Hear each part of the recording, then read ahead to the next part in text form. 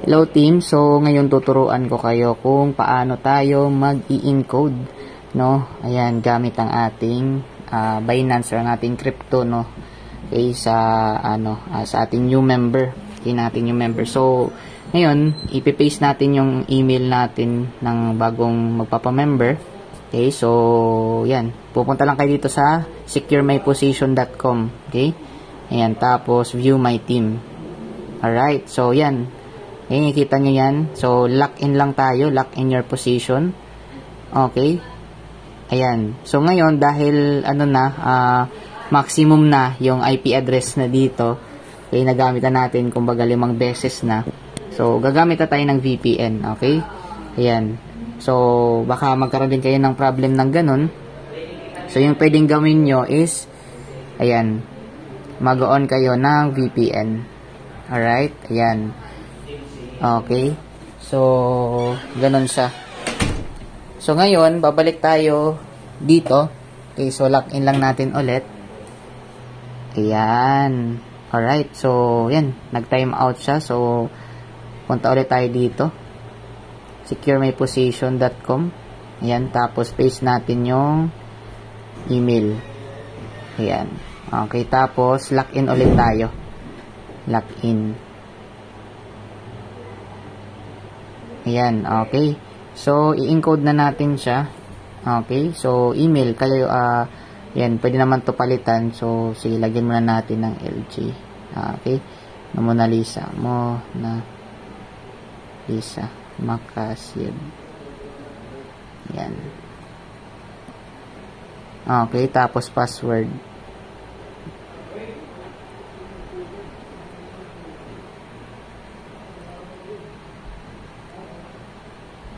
Okay, so yung pinili niya is option 1 lang muna. Okay, so yan. So option 1 muna yung pindutin natin. So okay naman na siya kasi automatic na napindot. Okay? So palitan lang natin Philippines. Okay. Yan, Philippines. Yan, tapos name.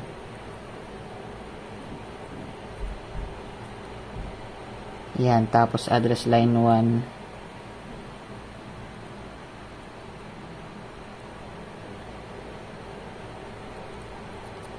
Okay. Ayan. Tapos state or province. Ayan. Zip code. Tapos since crypto yung natin, way of payment method. So, yan.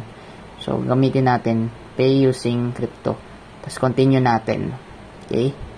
Ayan. So, okay na. So, i-confirm dito kung tama ba yung mga information. So, double check nyo lang. Okay? Tapos, pindot lang yung I understand, I agree. Okay? Tapos, complete my sign up. Ayan. Okay. So, ngayon, pipindutin natin pay with crypto. Ayan. Pay with crypto. Tapos, piliin natin yung USDT. Ayan. USDT Tron. Ayan. USDT Tron. Ayan. So, yan. Copy natin amount, copy address. Tapos, pupunta na tayo sa ating Binance. So, ngayon, saan tayo pupunta? Dito tayo sa funding. Yan, funding. Tapos, withdraw. Okay? Mag-withdraw tayo. Ayan. Tapos, USDT. Okay? Send via crypto network. Yan, pindutin lang natin to. Tapos, paste natin yung address. Yung network, okay, Tron. Tron yung natin ginamit So, yan, 51. Yan, so 50 yung marireceive. So, may charge siya or network fee na 1 USDT. Okay? So, ngayon, we-withdraw natin siya. Alright? Ayan, ko-confirm. Ayan, so I fully understand, confirm. So, ayan, wait lang natin siya. Passkeys.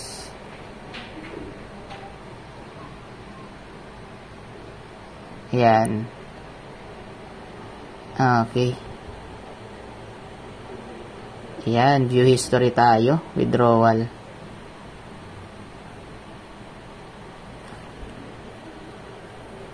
So, hintayin lang natin siyang Okay, magkaroon ng sign dyan na completed.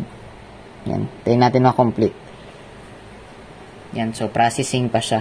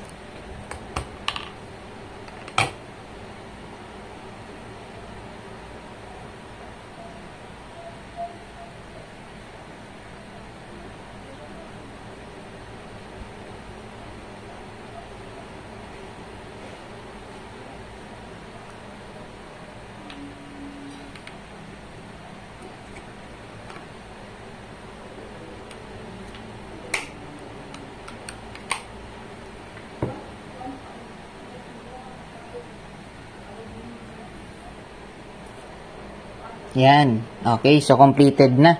So, babalik tayo doon. Ayan. Tapos, scroll down, send. Tapos, or click here to check your status. Ayun. So, okay na. Member na siya. Okay. So, continue lang natin. Ayan. Tapos, login tayo. Ayan. Check natin kung okay na ba talaga. So, yan. Okay, enter username.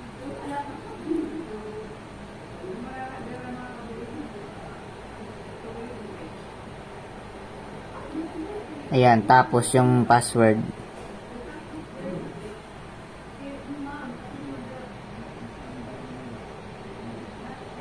Ayun, okay. So, yan, member na siya. Okay, so, ganun lang siya kadali. And if naguguluhan ka pa or nalilito, ayan, ulit-ulitin mo lang to para, ayan, ma-master mo siya. Okay, so yun lang. God bless.